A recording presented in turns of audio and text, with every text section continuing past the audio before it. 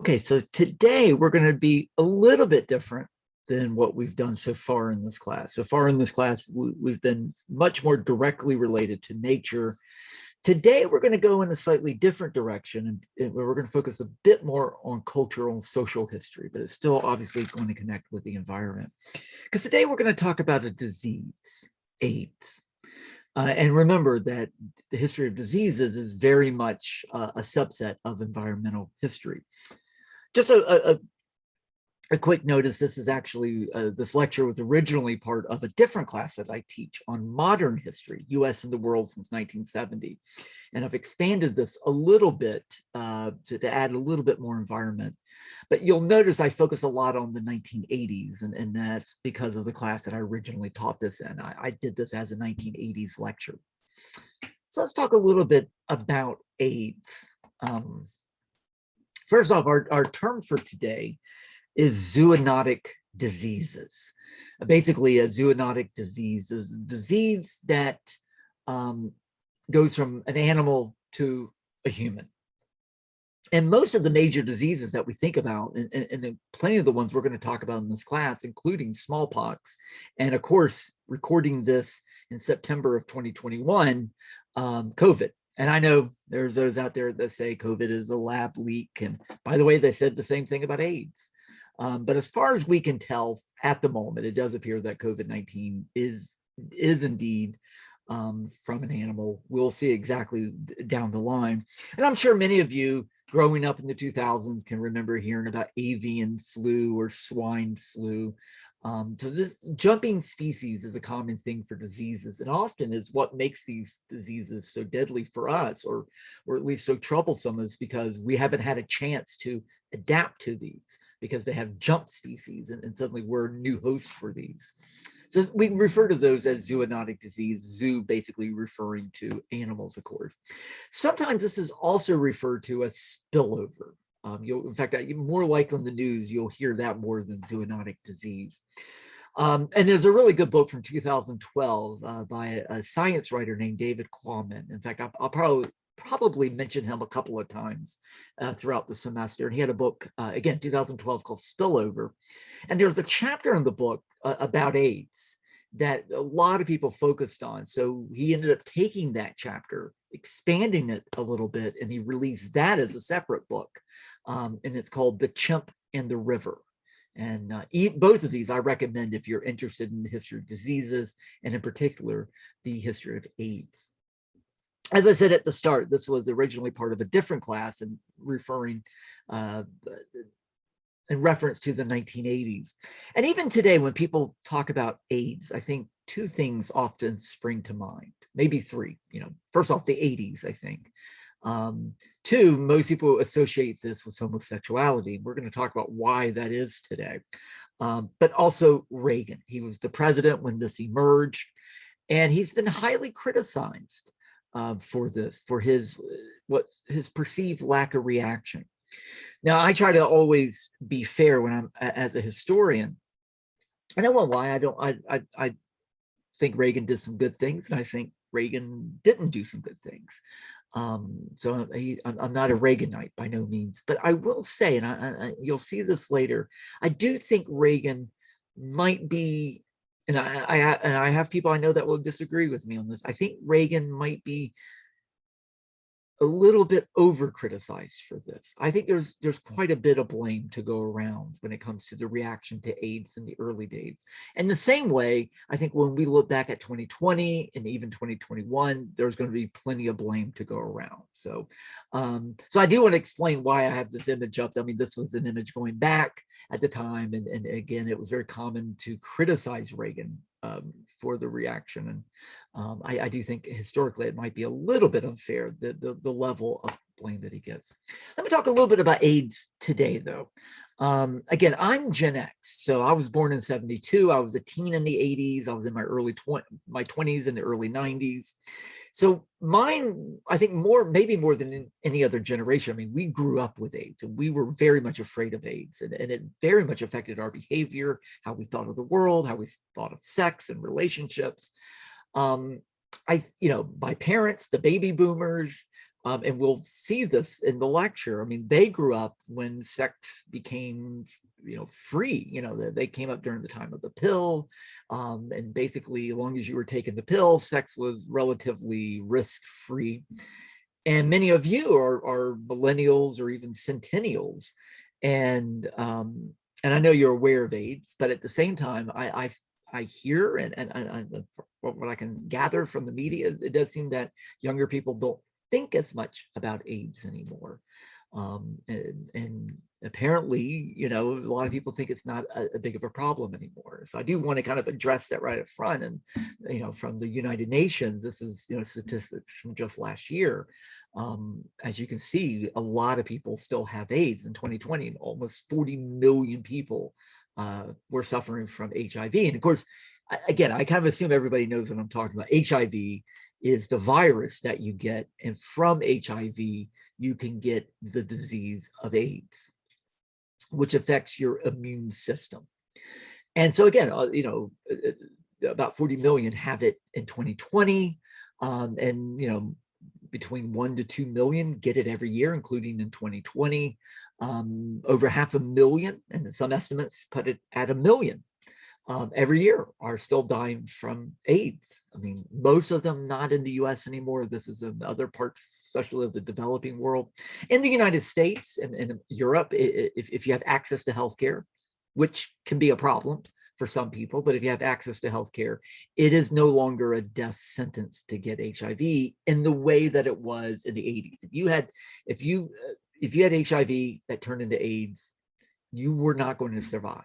You might last a couple of years, but it was going to get you.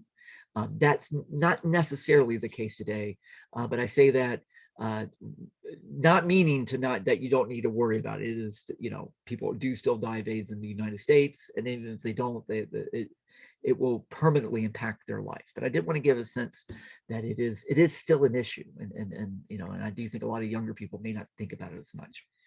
So let's start a little bit with the emergence of AIDS in the 1980s. And then I want to provide context for it. Then we're going to go back and look at the origins of it, and then kind of end up where we are today. So in 1980 and 1981, some doctors in the US were beginning to notice that people were getting sick and even dying from things that either they shouldn't have been catching at all, or if they have them, they shouldn't have been this big of a problem. And yet here are young men being deathly ill and dying from various viruses and stuff. And they couldn't understand why they were getting this. And it did seem to be some kind of bloodborne virus or disease. And Dr. Michael Gottlieb in LA at the UCLA hospital is really the first one to kind of start taking notes of this and begin contacting people. And in particular, noticing that it tended to be gay men, young men, some of whom were also heroin users. In other words, using needles. Now, you and I, know already why this is, because AIDS, as we know it today, spreads through blood. It doesn't spread through saliva or sweat. It can show up in some other fluids, in particular sexual fluids, but primarily it is a blood disease. And this is a time when gay men weren't always using protection, meaning condom.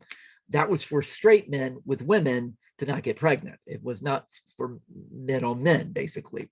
So that was not a common thing at that time. And of course, in sexual activity, without getting too graphic, sexual activity, even at the microscopic level, there can be abrasions, there can be blood transference. And of course, if you're taking drugs with a needle and you're sharing those needles with somebody else, you're going to be sharing blood. So to us today, this makes sense. But at the time, they had no idea. This just seemed to be the one thing connecting them. Gottlieb ended up writing the Center for Disease Control, which back then, just like today, was based in Atlanta. And they had a newsletter, came out every month about what was going on with new diseases and mortality rates. And in this newsletter, on June 5th, 1981, Michael Gottlieb wrote an article that got published. And this is it on the second page of the newsletter, just a small little blurb, basically describing what he and other doctors were noticing. And he talks about the cases of 5 young men who were gay that seem to be having these strange infections. And a month later, another doctor wrote sorry, I was looking for the name of the doctor. Sorry, Dr. Alvin Friedman Klein. Yeesh, I couldn't remember his name. Dr. Alvin Friedman Klein wrote a second article also describing similar features. In this case, both California and New York. So these are the two first published reports of what we now would call AIDS. So again, this was only for doctors and people studying diseases. This was not known public. Eventually, in 1981, the name GRIDS is used to describe this new apparent virus. And GRIDS refers to gay-related immune deficiency syndrome. That's where we get the word GRIDS from. But the name becomes controversial almost immediately. Now, in 1982, New York Times publishes the first mainstream media reports of these this new apparent disease that seems to be attacking gay men. And what's interesting, if you look at this May 11th article, again, right up front, referencing homosexuality. But if you look in the second column, if you can read it towards the last paragraph, you can see aid without the S, and then GRID also without the S.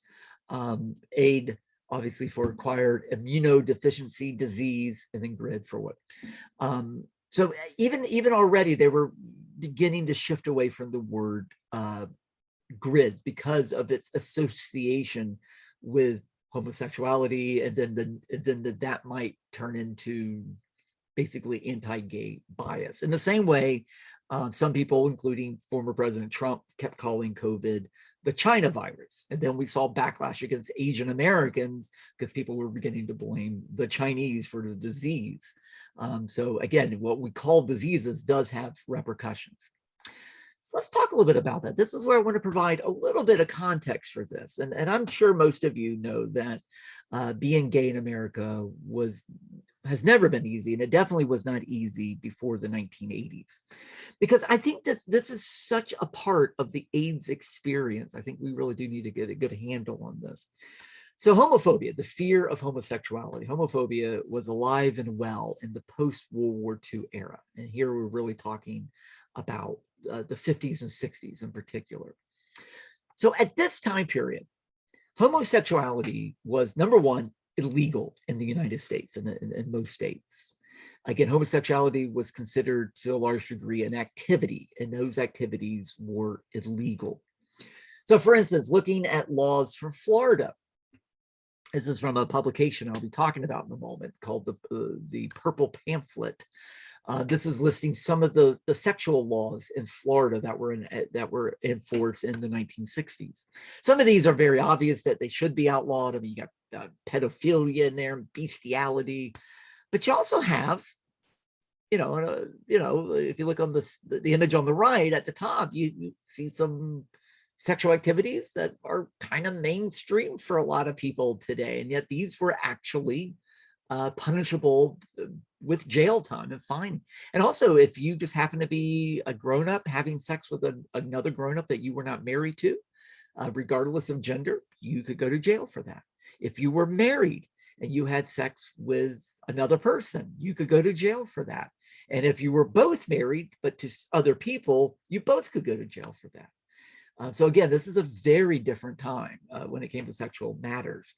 But we also are seeing laws about what's sometimes known as sodomy laws, basically, which was code word for homosexual activity. Is really what we're talking. And most of these laws were enforced against men much more than they were about women. So we have these in Florida, and I know you're going, typical Florida. Well, guess what? Georgia has these as well. In fact, all states had versions of these laws. And in Georgia, officially, these laws are still on the books. So this is Georgia Code, and this is Statute 1662. And again, if you look at the the first line, a person commits the offense of sodomy when he or she performs or submits to any sexual act involving the sex organs of one person and the mouth or anus of another person. So there, I remember one time when I was reading this out loud in class, and I got to the end of the sentence, I remember one student went, oh! It was so funny because obviously she was going, I've done some of that. Oh no. Anyway, but again, this is really a law more about gay men. And again, the code word was sodomy. You know, these were sodomy laws. By the way, Georgia also has, still on the books, laws against fornication and adultery, just like Florida did. Now, you may be surprised how late it was before these laws, even though they're still on the books, but they're no longer enforced. 1986, the Michael Hardwick case, officially Bowers versus Hardwick, went all the way to the Supreme Court in 1986, challenging these Georgia, I mean, this was about Georgia, went all the way to the US Supreme Court to try to get rid of these Georgia sodomy laws. And the Supreme Court ruled 6-3 that sodomy laws in the United States are constitutional. So for a lot of states, including Georgia, there were still laws against homosexual activity. And there was a lot of talk about it. This was seen as a very important case. This was seen as very much a civil rights case. Again, these are protesters in front of the Supreme Court saying Dred Scott, 1850s, Michael Hardwick, 1986. You might be surprised to learn that for most of you, in your lifetime was when these laws were finally struck down. It may have been very little, but in 2003, in another case, Lawrence versus Texas, the Supreme Court this time ruled these laws are unconstitutional and they are thrown out. So even though they're still on the books in Georgia, they are no longer enforced because they are considered unconstitutional today. So again, when we talk about gay rights, I think a lot of people, especially young people, may not realize how recent a lot of these issues are. And one thing that I always point out to students, when I was younger, in the 80s, when I was a teen, I was fascinated by the 60s. And I can remember asking my parents, what were the 60s like?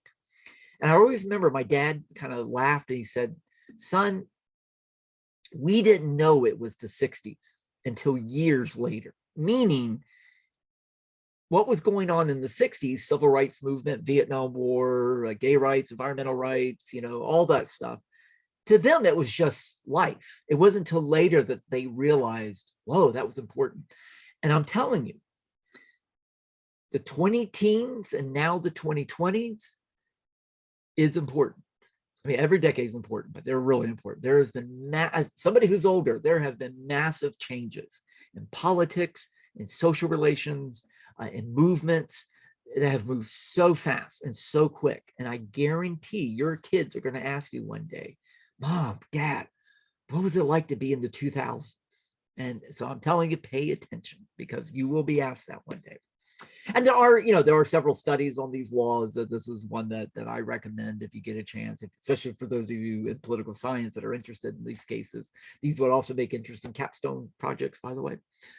Okay, in addition to being illegal all the way up again until 2003, frankly, homosexuality was considered in the mid-20th century, really up until the 70s, as a medical illness. If you were performing gay acts, there was something wrong with you. I mean, even in medical literature, this was considered a diagnosable disease or a problem.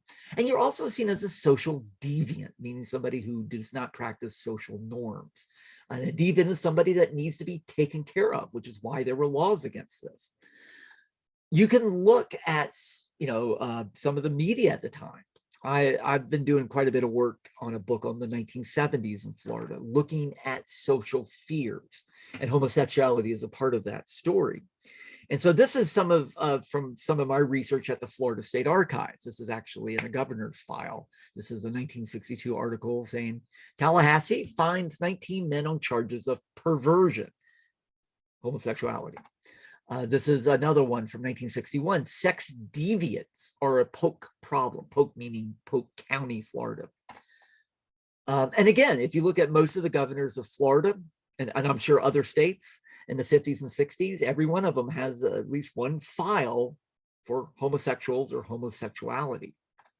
This is from Governor Hayden Burns, one of the governors I've worked with in my research. And this is just a typical letter. Somebody had written him about the problems of homosexuality, and the governor was responding.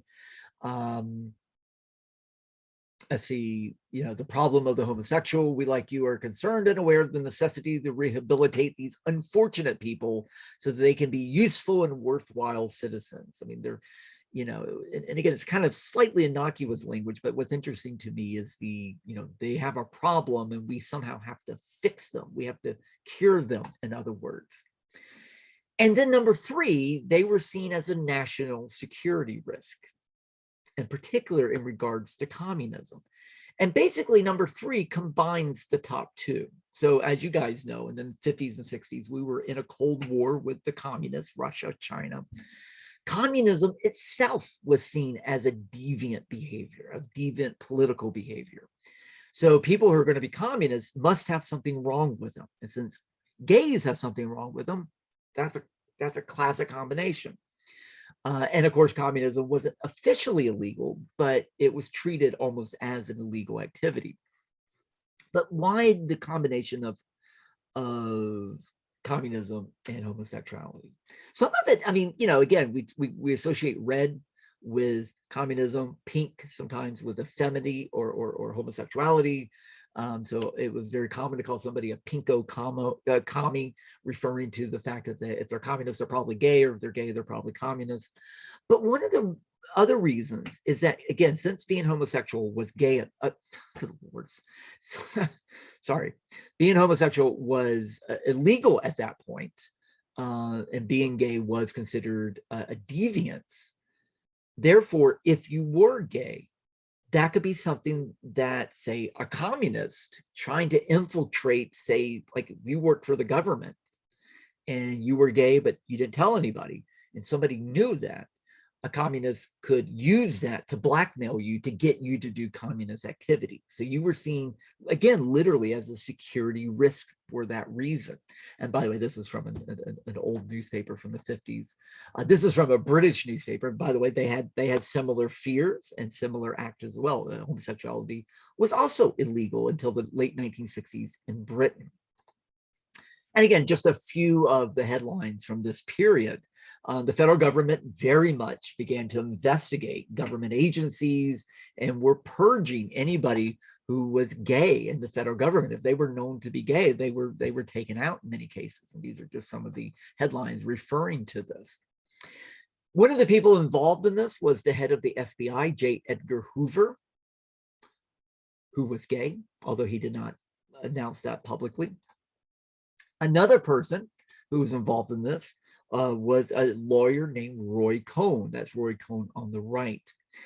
He is assisting Senator Joseph McCarthy. So as some of you know, in the 1950s, the House investigated communism, the HUAC, as it's known, House of Un-American Activities Committee, including investigating homosexuals. The McCarthy Committee in the Senate also did the same thing, and he was assisted by a lawyer named Roy Cohn, who becomes kind of the face of anti-communism for a while in the 50s. What's interesting about Roy Cohn is that Roy Cohn also was gay. And by the 1970s, he would actually come out and sadly died of AIDS. By the way, you may know the name Roy Cohn. Roy Cohn used to be, in all seriousness, Donald Trump's lawyer in the 70s and 80s, and in fact taught Donald Trump a lot of how to behave. One of the things Roy Cohn used to say is, whether it's true or not, if you want people to believe something, just keep saying it, keep saying it, keep saying it. Eventually they'll believe it. And if you think of Donald Trump, when whether it's fake news or China virus, he just says the same thing over and over and over. And in fact, when he became president, he famously asked one time, to his staff, "Where's my Roy Cohn?" In other words, where is somebody that will act like Roy Cohn for me? And again, as I said, Roy Cohn by this point had died already of AIDS. He died in the late 80s from, sadly, from AIDS. I say sadly, some people say not so sadly because he ruined lots and lots of lives, but still, you don't want anybody actually dying. And there's plenty of studies of this behavior in the federal government, and this is one of the many books written about some of these guys and their private lives as well. To give you a little more context and why AIDS created such a reaction that it did in the 80s, in Florida, we had our own version of the McCarthy hearings and HUAC hearings. Not all states had this, but Florida did. So starting in 1955, the state legislature created a committee to investigate initially communism in Florida. And it became known as the Johns Committee. For a guy named Charlie Johns, who was in charge of it. Well, the Johns Committee kind of shifted very quickly to looking at homosexuality because, again, that was seen as a security risk for potential communists. And in particular, they were looking at education, teachers in high schools and in colleges. And in fact, I used to have a professor who just passed away in 2020, Dr. Jim Jones at FSU, who was a young professor when all this began. And he remembered professors at where I graduated at FSU being fired because they were gay and they were not allowed to teach there anymore. What you're seeing on the screen, by the way, is a publication of the Johns Committee in 1964. It's often known as the Purple Pamphlet. Even though it's officially called Homosexuality and Citizenship in Florida. And that the image on the right is the second page of the pamphlet. This is, by the way, the pamphlet that ended the Johns Committee. So again, if you can look, the preface, it basically describes that we are looking for communism, and we're looking via homosexuality as a way to root this out. Why should we be concerned about homosexual activity? And it says, well, gays claim that they're just misunderstood, but we think they're just the opposite. And if you look at the third paragraph, it talks about how a teacher in Central Florida went to a shopping center and went to a toilet booth and managed to basically receive oral sex from another man. I think there's a name for that behavior. And by the way, in the pamphlet, I'm not going to show it to you, there is a photograph of people reenacting this glory hole act. And you could actually, 1964, order copies for free of this pamphlet, because this was published by taxpayer dollars, which is why the Johns Committee ended, because people quickly went, isn't this just pornography that you guys are publishing? Not only that, but you're publishing it on taxpayer dollar. So the Johns Committee very quickly ended because of this pamphlet. And it is humorous, but unfortunately, the Johns Committee ruined hundreds of lives in Florida, the behavior. Again, I always try to be transparent about where you can get sources from. These are just two of the books. On the left is about the federal cases. On the right, I think there's 3 books now on the Johns Committee. And again, great topics for a capstone down the line. There were reactions both at the Florida level, but also at the federal level to some of these activities. In other words, we're beginning to see what will become a gay rights movement. At the same time, there's the African-American civil rights movement, the women's movement, and as we've talked about with Silent Spring, the beginning of an environmental movement, we're also seeing the beginning of a gay movement. Although the official beginning of this usually is associated with something that happened in 1969 in New York City, specifically in Greenwich Village, New York, at a pub, a bar that was primarily patroned by people who were gay, known as Stonewall. And it was a common practice for the New York police, because again, it was illegal to be gay, would raid the place. And one night they raided, and they were quite rough, and partly inspired by other movements, the patrons decided to fight back. It became a riot. And that moment inspired a more organized gay rights movement. And then it spread from New York to other cities and other communities. So when we talk about gay movements and gay rights, we talk about kind of like Silent Spring, you talk about pre-Stonewall versus post Stonewall. And throughout the 1970s, it was becoming much more common for people in politics and in culture to be talking about being gay. In fact, using the term gay instead of some of the more derogatory terms like for instance, queer, which is interesting because nowadays that word has almost come back. A lot of people are now using that word, but for a long time that was considered, and I used it just a second ago. I'm not comfortable using it because I've always heard of it as a derogatory word, but moving into a gay movement. And again, Christopher Street in this particular case, referencing as a street in Greenwich Village. And again, the reason I showed this image, this is 1970, as we talked about Earth Day, 1970 was incredibly successful. Earth Day inspired by the African-American civil rights movement. Then you get Earth Day. The response was unbelievable. And that inspired other movements, including the gay rights movement and the Indian movement. So this is, Gay Liberation Day. This is a reference to Earth Day just a few months earlier. Also, even on things like television, they were beginning to address gay issues. Every so often a TV show would have a gay character. This is a TV movie about a married man who realizes he's gay and has an affair, and it's treated in a very sympathetic and way. So you're starting to see culture beginning to change a little bit. This is Elton John, the rock star, who in 1976 came out as gay. And in fact, it was in this magazine that he revealed that. Other rock stars like Lou Reed here on the right, or David Bowie there on the left, talked about being gay or having gay sex. This is David Bowie performing in the early 70s with his guitarist Mick Ronson, being very provocative at the time. Again, you get things like glam rock, Rocky Horror Picture Show. So you're beginning to see visibility of gay culture in the 70s. It wasn't well accepted. And in fact, there were a lot of reactions against this. This is, of course, the Village People, as in Greenwich Village. They had songs like In the Navy and YMCA. And it's really funny because those are songs that are, especially YMCA, are often played today. I remember before we merged with ABAC at Bainbridge State College, we used to have a president that constantly played YMCA. And I know for a fact he had no idea what YMCA, the song, was really about. And in fact, I'm going to link YMCA to this lecture in case you don't remember it. And the really funny thing about the Village People was they had a song called In the Navy. And, it even references sea men. And what the funny thing about that is the US Navy, because it was a big hit, actually used it as a recruiting song until somebody told them what the song was really about, because at that time the US military did not allow gays in. Anyway, but people like the Village People and some of these others, soften the image of gays, is in particular male gays at this time.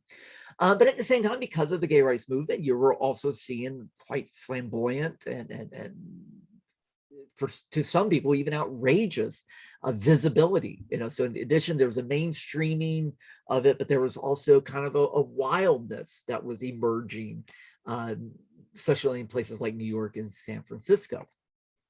And I think the biggest mainstreaming of this would have been disco music. Disco music was a style of 70s music. It's still around today. We just call it something else. I mean, a lot of hip hop, Lady Gaga, Madonna, it's all disco. We just don't call it disco anymore. But disco emerged really from Black dance clubs and also gay dance clubs in New York and Philadelphia and London. And so disco has always had sort of an association with gay culture.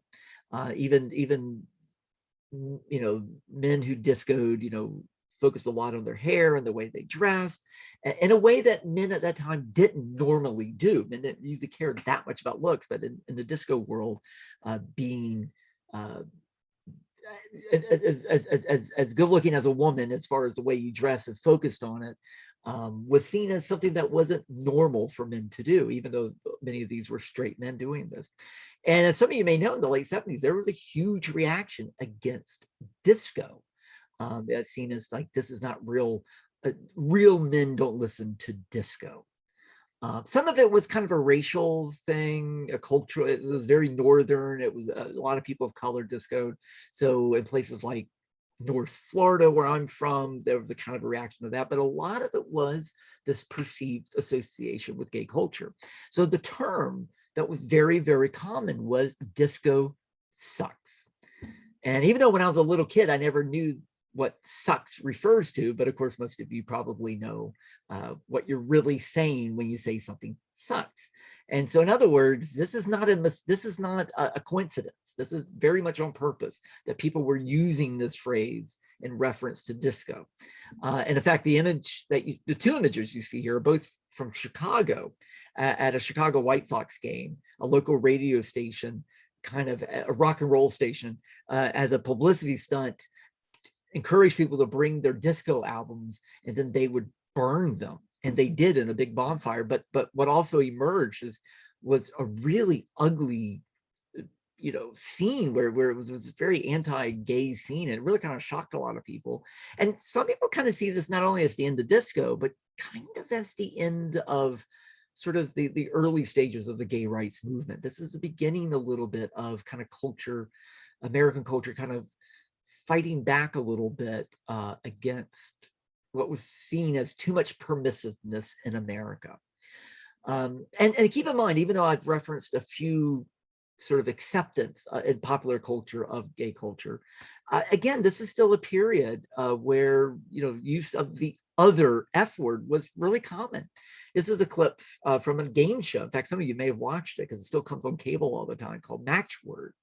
And throughout the show, in fact, I have a clip of this. They use this word all the time, and this was on daytime television. And yet this was still a very accepted word. And again, there has always, unfortunately, been a lot of ugliness in reference to homosexuality, and it started to come back in the early 80s as we begin to see sort of a turn away from sort of the wildness of the 60s, rock and roll, drugs, sex. You begin to see kind of a morality campaign. A much more turning to religion, people becoming much more socially conservative. And I want to be careful how I describe this, but there was a part of that was also a reaction against homosexuality. Not everybody, but yet nonetheless, there was a growing concern over what was happening in the gay community, basically. Anyway, I know that was a long aside, but I wanted you to give you that context, that at the same time, while the gay community was growing in stature and in visibility, and also in some cases being quite open about what they were doing, especially in some of the big cities. That inspired, on the flip side, kind of a backlash against that, and a lot of fear and concern over that. Hence why the CDC and the federal government in 1982 really said, let's quit calling it GRIDS, gay-related, immune disease, and let's refer to it as just simply AIDS. Let's take the gay-related part out of it and just say it's acquired, and it could be acquired in many different ways. And this was done for several reasons. Partly is to try to avoid homophobia and for people not to attack people who are gay because they were maybe afraid of the disease, but also it's just a reality that being gay had nothing to do with the disease. It's a disease that other people could get as well. And if you think it's only a gay disease, then you may not take precautions that you should be taking. By the way, since I more than once I've referenced COVID in reference to AIDS, I do see a lot of analogies. A new disease that emerges where there's a lot of debate over the origins of it. There's a lot of fear, a lot of distrust of the government. And ironically, Tony Fauci really kind of began his career in the federal government working on AIDS research. In fact, he's all over early AIDS research. So this is really how Tony Fauci made his name, which is why he's still around. And I know he's controversial for some people, but this is why he is still around, and the media does talk to him quite a bit. Finally, in 83 and 84, scientists both in France as well as the United States, which, by the way, this is a problem because there was a lot of competition between the scientists, and they weren't always communicating as much as they should have. It was a real problem at the time. So kind of independently of each other, several groups of scientists began to realize that how people actually get AIDS is that they actually first contract HIV. That's really what you're getting through the blood. Then HIV can turn into AIDS. And AIDS is actually what kills you. HIV doesn't kill you. And in fact, nowadays, people can get HIV and they with certain medicines can kind of keep it at HIV and it doesn't turn into AIDS. That's really the problem when it turns into AIDS. So that's a big discovery, because now instead of just testing for AIDS, you can start testing for HIV. In other words, for those people who may not have AIDS yet, but already have HIV. So this is a major discovery. And this is why sometimes people say HIV or AIDS kind of interchangeably. One thing I do want to make sure that we don't lose sight of, especially since I think, hopefully this is the case, that most of you don't know people with AIDS anymore. You're not seeing people have AIDS. But keep in mind that it's an awful thing to get and obviously to die of. And it's painful for everybody, and I do want to make sure that we do remember this aspect of it. The symptoms of it can include these large kind of purple nodules on your skin. In fact, most people, that's kind of often was the first thing. They'd have a strange mark on their forehead, notice it in the mirror. What is that? Go to a doctor and then get tested. So some of the early symptoms that came up with again, these purple spots on the skin, kind of a mouth fungus, various rashes. And also when you get your blood tested, suddenly, you have an odd shortage of T cells. T cells are a type of white blood cell that really are part of the immune system. And suddenly you don't have many T cells, which is a problem. These are some of the other symptoms that you get as you're beginning to contract this. These are some of the other warning signs. Now, the reaction to AIDS. And by 83 and 84, as this is starting to be talked about, I mean, it takes a long time, but people are finally beginning to talk about. It takes a long time for the federal government outside of the CDC starts to talk about it, because again, almost from the beginning, it's associated with homosexuality. The government's always been squeamish about that. And by the 1980s, with this conservative moral backlash against, again, the perceived permissiveness of the 60s, 70s, including homosexuality, it also wasn't politically expedient to talk about these issues. So again, we have existing fears and prejudices. And in fact, in the 80s, I would argue they actually get worse. What I'd like you to do, I have several clips below. One of them, I would like you to watch them. If you don't mind, maybe pause and go ahead and watch them in a moment. Trigger warning, there's some ugly language in these. One of these is a clip of the comedian Eddie Murphy. And it's interesting because a lot of younger people don't realize that Eddie Murphy in the 80s, first off, he was about the biggest star in the 80s, along maybe with Michael Jackson. He was a comedian, Saturday Night Live player, later a movie star, even a music star for a while. And today we associate him often with like kids movies, Shrek, Dr. Dolittle. But in the 80s, especially the early 80s, he was cutting edge. He was dangerous in many ways. And I can remember my friends and I listening to him and having to sneak it from our parents because he used a lot of profanity. And he had a special called Delirious, which played on HBO and it was on video. And I can remember watching it, laughing, being shocked at it. And I rewatched it about a decade ago. And I'm going to be honest, I couldn't believe it. I did not remember some of it. And it is incredibly homophobic. And so I have a clip keyed up to that section. I usually, when I played in class, I usually play about a minute of it because it gets pretty rough. So it's up to you how much of it you want to listen to. But again, I think a lot of you will find it quite surprising. And many comedians used to make jokes like this, even on television. Maybe not dropping the F-bomb like he's dropped, because the F-bomb is dropped in that clip, but using the other F-bomb, if you will, the F-A-G F-bomb was actually common even on regular television. I also have some clips of various televangelists like Pat Robertson and Jerry Falwell talking about homosexuals. And one thing you'll notice in some of these clips is they refer to people who are gay as being almost violent and causing AIDS, people like purposely doing that. And that was a real urban legend. This goes all the way back to the 50s and 60s. There used to be a belief that if you were gay, again, you were a deviant. And after a while, you got bored with gay sex and you would go on to violence and even killing. I mean, it seems so odd today, but that was a real urban legend. And you see that re-emerge during the AIDS era. In fact, you can hear a story Pat Robertson tells of people who are gay purposely giving others AIDS. And I can remember people saying, I had a teacher in high school that talked about that one time. It is an urban legend, but people did believe it. So this is the period where Reagan starts to really get criticized. People argue like Reagan's a conservative, Reagan doesn't care about people who are gay. And there is some truth that Reagan never mentioned AIDS for several years. He did ignore it, at least publicly. And so I do believe that some of the criticism is accurate. But at the same time, Ronald Reagan was an actor. His wife was an actor. Many of their friends were gay. They were used to being around people who were gay, and they were very much affected by it. So I think he deserves some of the blame, as well as many in the government, both state and federal. But so do a lot of others. The press barely covered it. When they did cover it, they very much described it as kind of a gay disease, and really, so the media had a big problem with it.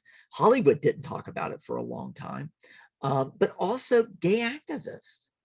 And this might be quite surprising, but at that time, again, being gay was illegal for a long time. It was seen as there was something wrong with you. By the 70s, many people were getting rights. They were allowed to be gay. They could express, especially in some of the bigger cities like New York and LA and San Francisco, which happened to be also the places where AIDS was emerging. And so now they're being told by doctors and the CDC, hey, there's a disease. Maybe you should wear a condom. Maybe don't have sex. And for some gay activists, what they heard was, this is a government. They can't control us this way anymore. So now they're going to try to control us this way. So basically, this becomes a conspiracy theory that people, especially in the Reagan government, are trying to stop gay activity, and that they are using AIDS as a scare tactic. That should sound kind of familiar because you're hearing people say that about masks with COVID and vaccinations. Unfortunately, reactions to diseases and even the prevention of diseases do sadly follow the same patterns over and over. We will see this later with smallpox and cholera in this class. One of the big turning points, though, when it comes to AIDS was the death of an actor that many of you may not even know about. His name was Rock Hudson. Obviously not his name he was born with, but Rock Hudson was a major actor in the 50s and 60s. He was a heartthrob. Most women, including my mom, were madly in love with Rock Hudson. He made lots of romantic comedies and dramas, especially with an actress named Doris Day. But what nobody knew outside of Hollywood was that he was gay. I mean, and in Hollywood, he was openly gay, but he was married, although it was actually an arranged marriage. And so the public did not know about this at all. Reagan did. Reagan and Nancy and Ronald Reagan were very close friends with Rock Hudson. If you want, I have a couple of clips of news reports, because Rock Hudson kind of disappears in the 80s. He goes to Paris. He checks into a hospital. They say it's for some liver disease. There's a photo of him. He doesn't look well. And it turns out that he had AIDS. And in fact, before he died, Rock Hudson did come out. Because again, at this point, having AIDS basically meant you were gay. I mean, that was the perception. So he does come out right before he dies. And then he dies. And again, it was really shocking because everybody at that point knew who Rock Hudson was. So the fact that Rock Hudson was gay, that in itself was a game changer. And two, he had and died of AIDS. So after 1985, you start to see lots of media coverage of AIDS. And this is finally when Reagan at least mentions AIDS in the speech because, again, of the impact of Rock Hudson's death. So this is really the game changer where suddenly everyone's talking about it, but also rising fears of it as well. People now start talking about use of condoms, talk about sex education. Again, today in the world of internet, you could be looking at porn on your phone. You could be, Tindering or grindering. I'm act like I know what I'm talking about. I'm old, but we live in a world where we're so open about this stuff. It's hard to imagine in the 80s. This was shocking to talk about sex ed and stuff. Another problem with AIDS that begins to emerge, and we're going to talk about these issues also later, is because the American government did not have a good reputation in, for instance, the Black community. Some of you may know about the Tuskegee Syphilis a problem, where a study of syphilis, another STD, was done in the 40s through the early 70s, where Black men had syphilis.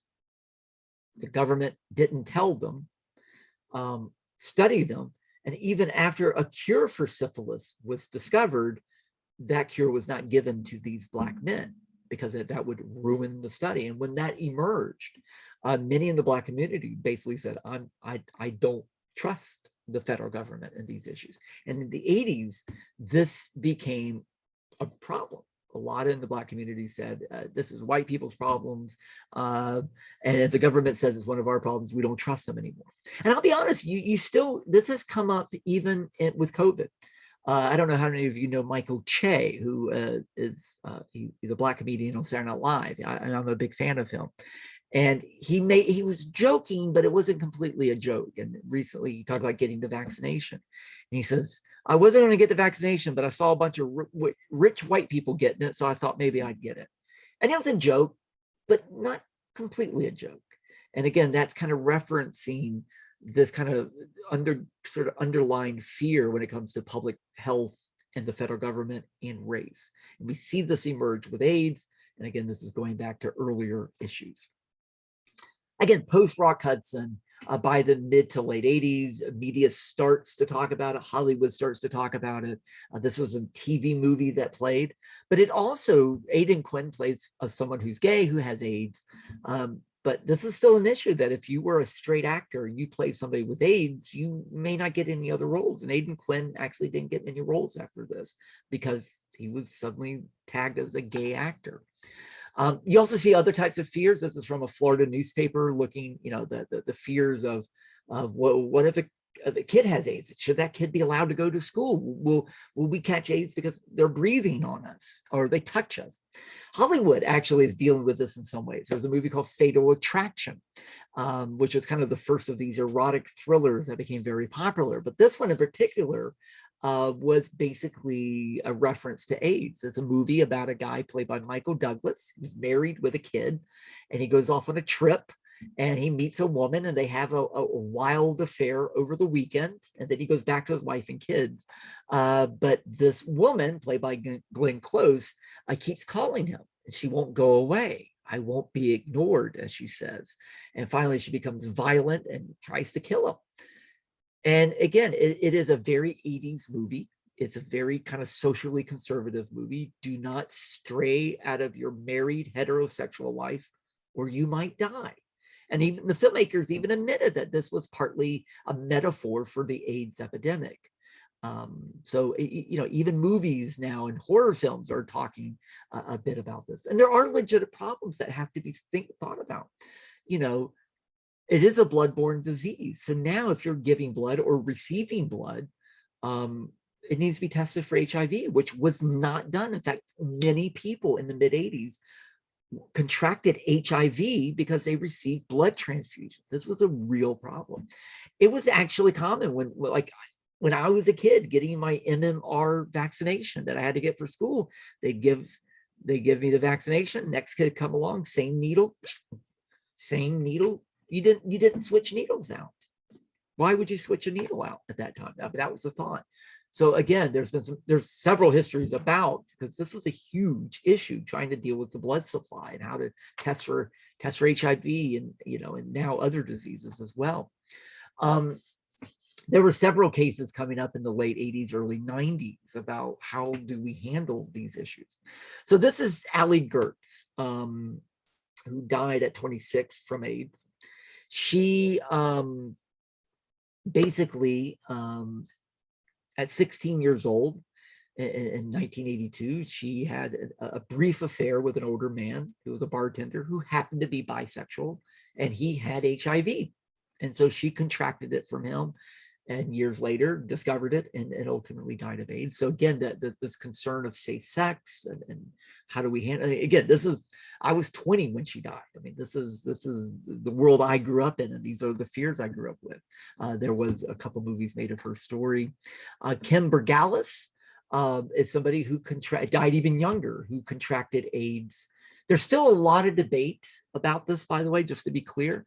But she had gone to a dentist in Florida, a guy named Dr. David Acer, who was a dentist who was HIV positive. And she seems to have contracted HIV from him. There's some debate whether how that might have happened, but and again, it is still somewhat debated.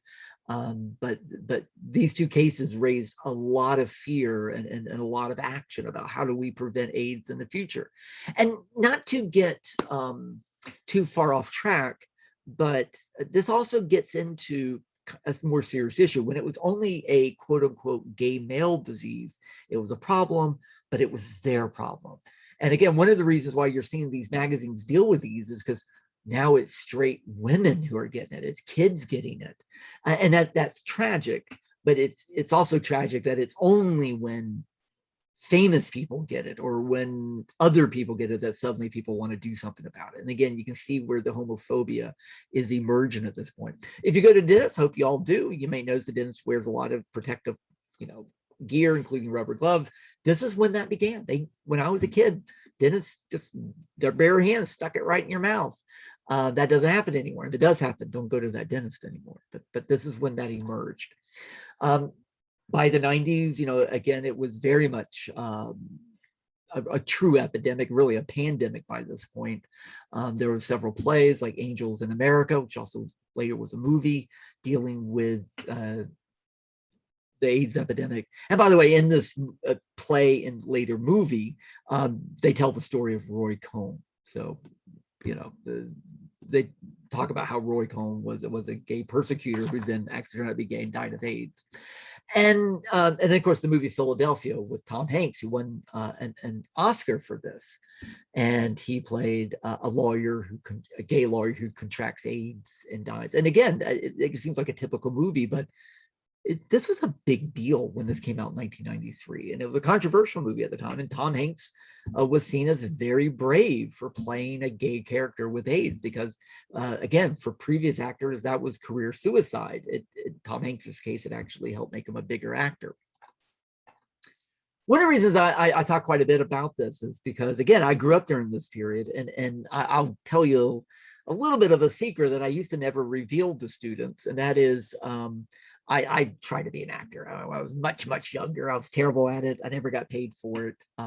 I went to the School of National Shakespeare Conservatory up in New York in 1991. I was 19.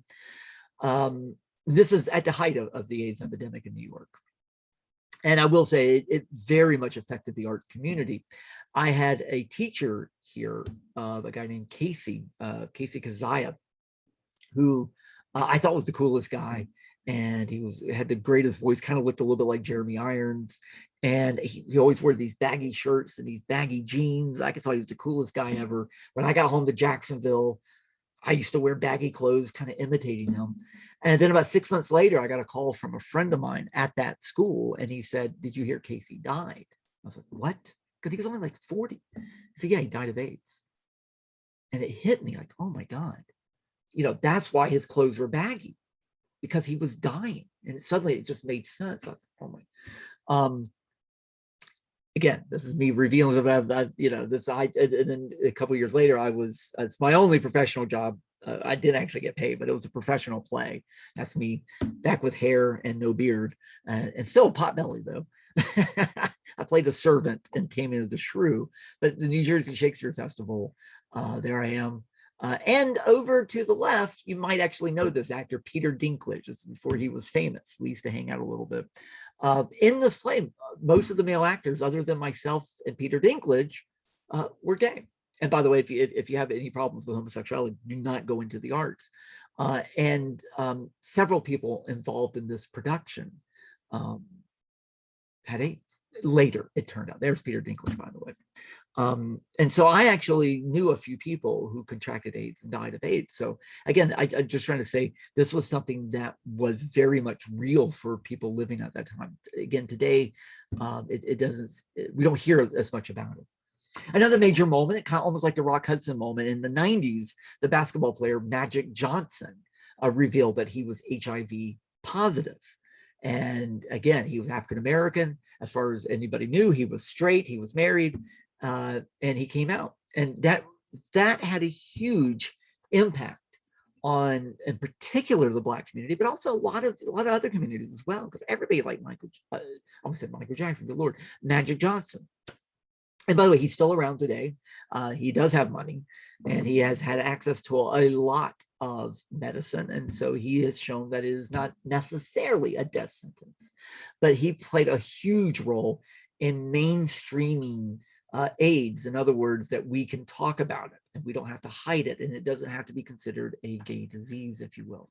Something else that emerges by the 90s is the conspiracy theories, again showing the connection to COVID today, the idea that it must be a CIA created disease to either wipe out the Black community or the gay community or communist. By the way, as a disease, it's a terrible disease. If you're going to weaponize a disease, this is not the one to weaponize. Ebola, smallpox, that's what you want to weaponize. This is actually, as far as diseases go, this is actually nowhere near in the top.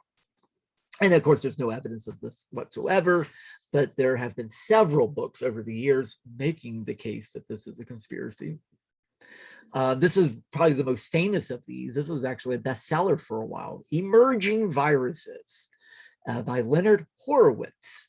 And notice what happens, the letters after his name, DMD. He also has a master's in public health, but DMD, of course, refers to the fact that he's a dentist. He is not an expert on diseases, but yet he makes a pretty dangerous argument that this was CIA created, in particular to target the Black community. There's, of course, no evidence of that whatsoever. And even as late as 2008, this was still very common. And in fact, I have had students that have talked about this issue. Reverend Jeremiah Wright was a very prominent Black preacher in Chicago. And in fact, at his church, a former member was Senator Barack Obama, who later distanced himself from Jeremiah Wright because Jeremiah Wright, in fact, I will have the clip below, references emerging viruses, basically saying the government created AIDS. And again, this is 2008, and this is a huge problem that people are still believing this, because just like with COVID, if you don't think it's serious, you don't take it seriously, and the disease continues to spread. If you're interested in the history as far as the response to AIDS in the 80s and 70s, 80s, and 90s, these are probably the best two books about this. The Band Played On and How to Survive a Plague. I highly recommend both of these. So where does AIDS actually come from? This is finally getting to a little more of the environmental side of it, although diseases are always environmental. But what we know today, we can really trace back to the research of Dr. Beatrice Hahn, who was born in Munich, Germany, later became an American citizen. And she is the one that's really looked the most at the origins of HIV, and her findings have been verified by many, many other scientists over the years. So she's really kind of credited with sort of our knowledge of where HIV actually comes from. So she is the one that links it to Africa. And in fact, we're able to link it directly to, I mean, it's a little bit of a guess, but the assumed year is 1908. And that has to do with DNA evidence. DNA changes at a specific rate, kind of like carbon dating. And so 1908 seems to be the magic year. It could be 07, it could be 09, but 08 is the accepted year. And she links it to Africa. And she also is the one that officially linked it to chimpanzees. It had been guessed that might be the case, but she's the one that finally linked it. And again, tying back with an earlier lecture, a lot of her research was done at Gombe Nature Preserve. And if you remember, that's where Jane Goodall's chimps are. And in fact, she got permission from Jane Goodall to conduct research there. Jane Goodall initially did not want to do that. Jane Goodall was concerned that if chimps are linked with AIDS, then chimps are either going to be used for research, which they are, and in other words, purposely given AIDS and then seeing what happens.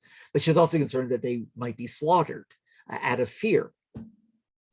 But she realized this is important enough, so she did allow the research. And turned out 18 of the chimps at Gombe Preserve did indeed have HIV, it turns out. So most of this we're getting from Beatrice Hahn, but also some other scientists. So what is believed to have happened, as far as the evidence we can tell, is that sometime around 1908, simian HIV, basically SIV, jumped species from simians, apes in other words, to humans. Now, how this happened, the theory is, and again, remember what a theory is. Theory is not just an idea, it is an idea with evidence. So the cut hunter theory, that sometime in 1908 in Cameroon, Africa, hunting what they call bush meat, in other words, in this case, chimpanzee meat, was very, very common. People kill apes, butcher them, take the meat, eat the meat. So it could be the blood from butchering somehow is ingested, but usually once it's exposed to the air, the AIDS virus or HIV virus will die. That maybe what happened is somebody's cut, like I have plenty of cuts in my hand right now from working out in the yard recently. And so, got some cuts right there. So, gets cut, the blood gets in the system, and a hunter actually contracts AIDS. And again, based on DNA changes, this is the assumed theory. And this is where we're talking about here. It happened somewhere in Cameroon, and able to trace using some medical records of blood samples that were kept and such. We know that people did have HIV by the 20s and 30s.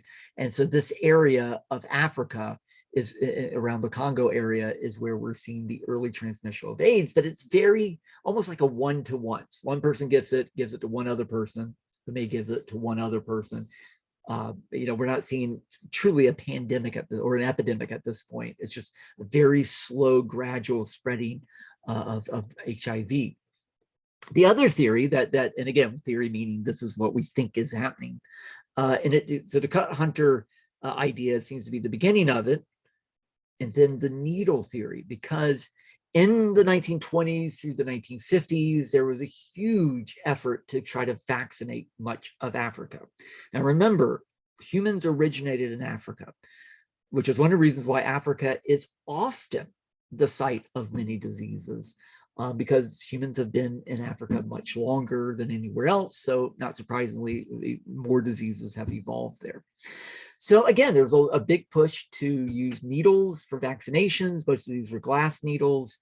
By the way, hypodermic needles were invented in 1848. And so they were by this point, they were regularly used, and reusing needles is what you did. One of the vaccinations was actually for malaria, which you would get 3 separate shots over a period. One of the diseases they were going after was the sleeping sickness, and you would get 36 shots over 3 years. And of course, syphilis, malaria, leprosy, and other diseases were also being vaccinated against. Reusing needles were very, very common. I'm looking for one particular statistic here.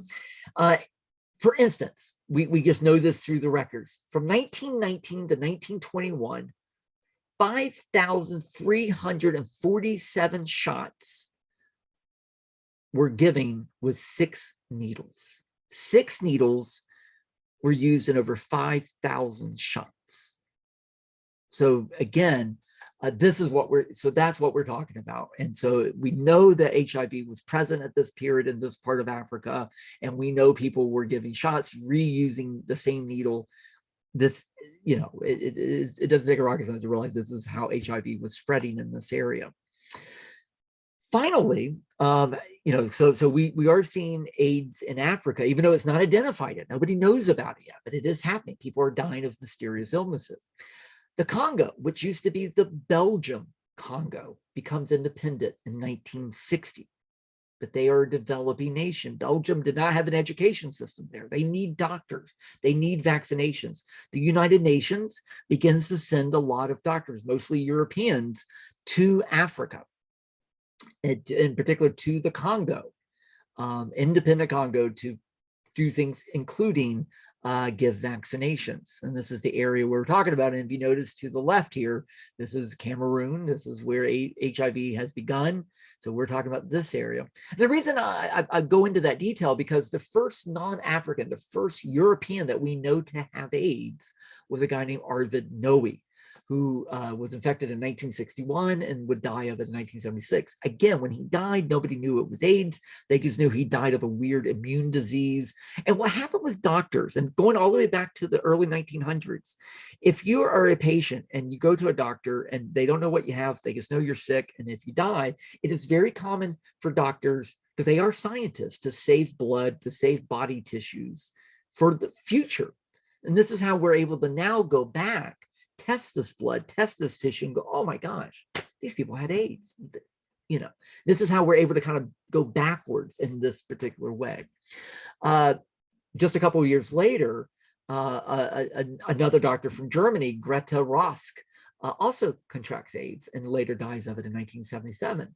Oh, by the way, Arvid Noe, not only did he die, but his wife and daughter also died of AIDS, contracting it from him. In other words, infected his wife, and then their daughter was born with AIDS, and they all died of it, by the way. Again, later diagnosed as AIDS. Dr. Greta Rosk also contracted AIDS in Africa, and then later died of it in 1977. But the identification of AIDS didn't happen until the 90s for both of these people. Something else that was relatively recent, I think within, maybe 10 years, this was discovered. Robert Rayford, an African-American who had not left the country, contracted AIDS in Missouri. He was a male prostitute, so it probably was through sexual activity. It is assumed that he might have met a military person who maybe served in Africa. And then, in other words, what I'm getting at is these little isolated cases. It's clear that AIDS is emerging out of Africa every so often. And I'm guaranteed there's dozens of other cases that we just can't identify. In other words, somebody gets AIDS, leaves Africa, maybe gives it to somebody else, they die, but then it's a dead end. And then somebody else gets it, and then it's a dead end. But we can see that it's starting to emerge in these independent lines.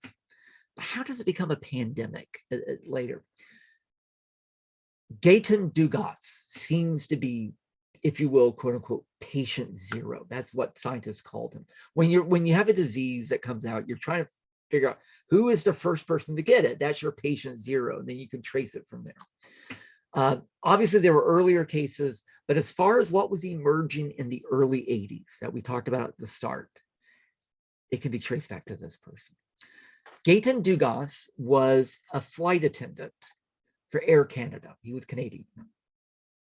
He flew over the world. He was very active. I mean, he loved flying, he loved traveling. He was also very sexually active.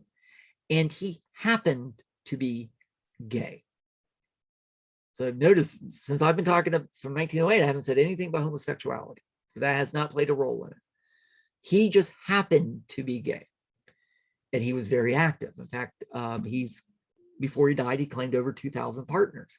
He flew to Paris, he flew to London, New York, San Francisco, LA, Miami, Florida, Africa, parts of Africa, where he seems to have contracted AIDS and then spread it to his partners.